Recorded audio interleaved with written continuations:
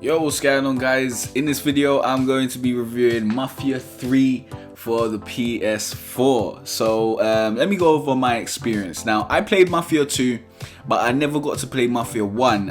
I enjoyed Mafia 2 when I finally got around to finishing it, and I thought the story was great while the gameplay was okay. Now, the focus in Mafia 2 was obviously the story, but you was able to drive around the city if you'd like. It was kind of an open world, but there was nothing much to do in that world, and that's very similar to Mafia 3. If you get Mafia 3 looking for an open world game like GTA or something in that vein, you're gonna be disappointed. Mafia 3's strength is the story, and the open world only serves as an addition to that story. Other than the collectibles, which include Playboy magazines, Vargas paintings, and album covers, just to name a few, there's not much to do in the city of New Bordeaux outside of the main and side missions. As stated in the promo, up till Mafia 3's release, everything you do in the open world feeds back into the story and has a purpose. Gameplay. Now, the main gameplay loop of Mafia 3 consists of talking to two contacts within an area of a city, who then tell you to go and interrogate some scumbags to gain more information on the two rackets being operated in that district of the city. After that, you'll attempt to do damage to that racket through robbing stashes, destroying property, killing VIPs, and killing enforcers. After you've done enough damage to a racket, the racket boss will emerge in their hideout and you can go and kill them or recruit them if you've wiretapped a nearby box. Recruiting them adds more money to the racket profits, while killing them nets you a small amount of immediate cash, which was never worth it in my time of playing. After you recruit or kill both racket bosses in a district of the city, you then get a story mission to eliminate the boss of that district of the city. These are generally quite interesting and provide a nice change of pace. After taking the boss of that section of the city out, you then have the choice of which of your lieutenants you want to hand that district over to. All of your 3 lieutenants offer you different perks and unlocks, so you can hand over more districts to whoever you find more useful to gain access to their perks and unlocks more quickly.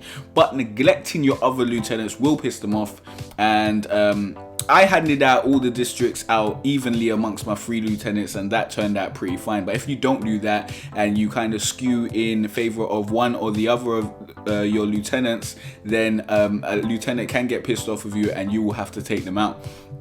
You can raise the loyalty and earnings of your lieutenants by completing the side missions they give you, which are okay, but definitely nothing to write home about. These aren't the Witcher 3 side missions, to be sure. Now, most of your time playing Mafia 3 is going to consist of shooting, stealthily stabbing, and driving from place to place. The shooting in Mafia 3 is fun, the weapons pack a punch, and it feels good to line up a perfect headshot and take your enemies out with ruthless efficiency. The AI is pretty good at flanking you and throwing explosives to smoke you out. They're also super accurate with their shots, however they're fairly easy to deal with as long as they don't sneak up behind you. And that's because you die really quickly in this game. A couple of shots will have your health non-existent, so you've always got to be aware of your surroundings. The driving is serviceable, but the lack of fast travel may annoy some people. You'll have to cover a large amount of land to get to the bayou from time to time just to complete an objective within a few minutes, and then have to drive all the way back, and that's annoying. I don't even understand why they included the bayou in all these missions when you don't even get to take it over. It's super annoying. However, usually you'll have objectives that are spread across whatever district you're in, and those are pretty easy and quick to get to. There's also a simulation driving option available that makes the cars more weighty and makes turning more difficult. The shooting while driving is the best I've experienced in any game. You can easily target people's tires and different parts of cars. You can't target people on foot, unfortunately, but this system has been needed in an open world game for a long time, and I'm happy to see it implemented. Now, the stealth mechanics are very bare. You get to use the cover system and a vision indicator very similar to the one in Hitman Absolution and Far Cry 4. You can whistle to attract enemies and throw a voodoo doll to attract enemies to a specific spot. Other than that, you can silently take out enemies with a stealth takedown, which there are about 4 animations for, I think. More variety in these animations would have been much better. The AI leaves a lot to be desired as far as the stealth goes. You can kill enemies meters away from each other and they won't notice, or kill an enemy just as he spots you far away from his buddies, but now everyone knows where you are. And that brings us to the worst part of the gameplay in Mafia 3, the bugs. Mafia 3 is ridden with bugs like a mattress on the floor of a trap house. It's bad. And I didn't run across any game breaking bugs, but I had to reload checkpoints about 5 times in about 25 hours of play. Some of these bugs include scripted sections not triggering, losing the ability to move, enemies all suddenly knowing where you are, objective markers not showing, objectives being changed without your input, and at one point in time I lost the ability to complete an objective because it bugged out. However, because there are a few different options to damage rackets, I was still able to progress. Now, some people may find the gameplay repetitive, but I had a bunch of fun with it and I ultimately enjoyed my time playing the game. However, the bugs were a real annoyance and were far too frequent for my liking. So let's go to the story. Now, I'm not going to spoil the story or anything, but we all know this is a revenge tale from the trailers, and I think that was a bad decision. Not the decision to make a story based on revenge, but the decision to reveal all that information in the trailers. In the first 2 hours of the game, I knew exactly what was coming. However, the writing, cutscenes and voice acting were great, so that didn't matter. But it would have been a better experience if I didn't see the trailers. Now, the story overall was great. I felt for the characters and Lincoln was an undisputed G. Trust me. The settings and the issues tackled within the game was also interesting. I've never seen a game showcase blatant racism like this one did, and I think it was released at the perfect time, seeing as race is a big issue right about now. However, it didn't really faze me, to be honest. If a shopkeeper told me I wasn't allowed in his shop, I'd knock him out and that was that. If a gangster called me a nigger, I'd shoot him. I didn't feel oppressed.